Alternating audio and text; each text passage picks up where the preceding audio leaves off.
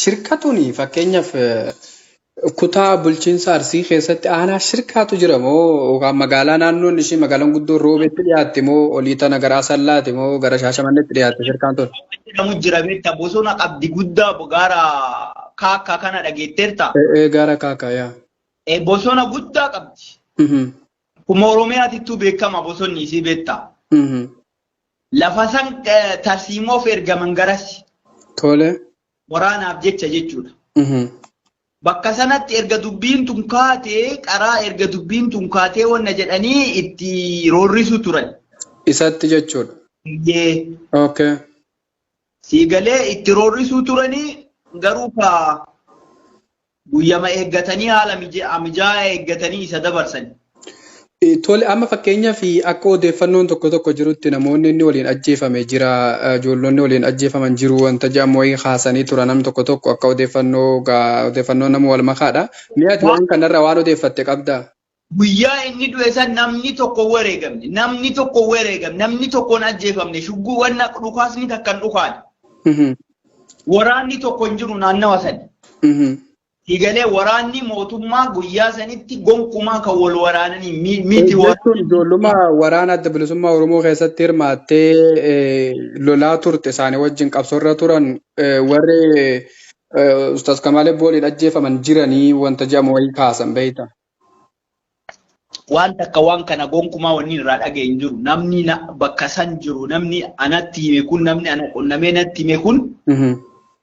Harka duubatti hidhanii haala mijaa'aa eeggatanii nama ja'an ta'anii sanuu nama takka lamaa miti nama ja'an ta'anii harka isaa duubatti hidhanii ajjeesanii jedhan beekta. Wanni jiru wanni qajeelatti jiru isa kana. Tole amma fakkeenyaaf maatiin dhaga'anii ati eegaa ganamallee maatii keessaa nama dubbise qabaa jette maatiin dhaga'anii harmee isatti namni waa hime jira ergasii odeeffannoo biraa qabdaa? Gara maatii irraa ammatti wanni an argadhe guyyaa kana waan argadhe isaan dubbisen qabu tokkoffaa taaziyaallee taa'uu isaaniitti ni ulfaataa amma namni dubbiitti ta'ee baay'ee cinqaman haadha malee maatiin guwwan dhaganiirani beekta haati isaa xiqqoo naannoo neetworkiin hin jirre jirtii isa nama sheekaa wayiitti ergansiin jedheera naf fakkaate sitti meera. Natti himteetta. Yaa sheeka saniin itti himi jedhaniin beekta haallummaan itti himanillee haalli taaziyaa itti ta'anillee rakkisaadha. Amma abbeeraan isaa tokko taaziyaa ta'a Ameerikaa kana jira beektee taaziyaa taa'eera kalee galgalaa taaziyaa taa'eera.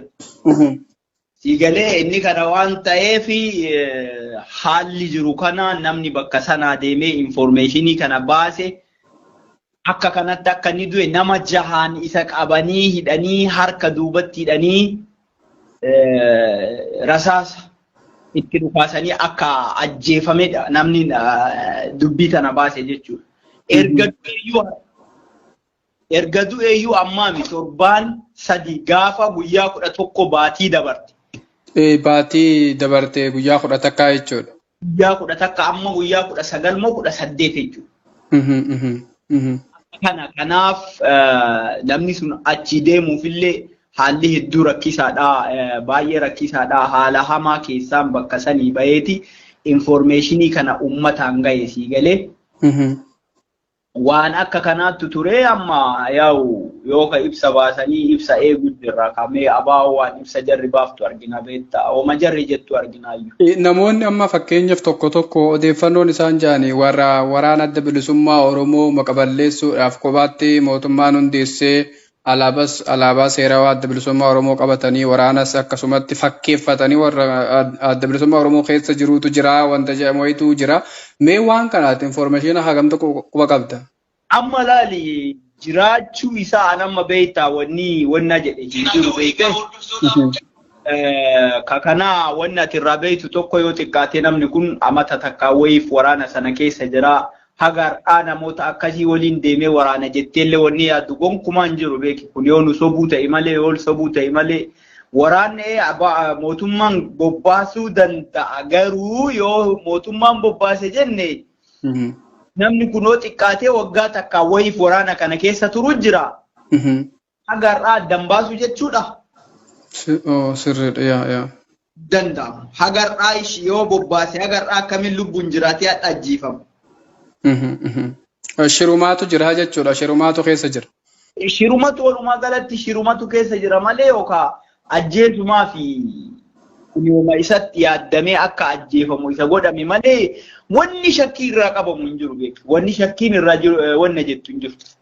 Kanaaf dhibbaan dhibbatti amanii namni dubbii maqaa balleessuuf gara jijjiiruuf jecha wanni hin jenne hin jiru beekte.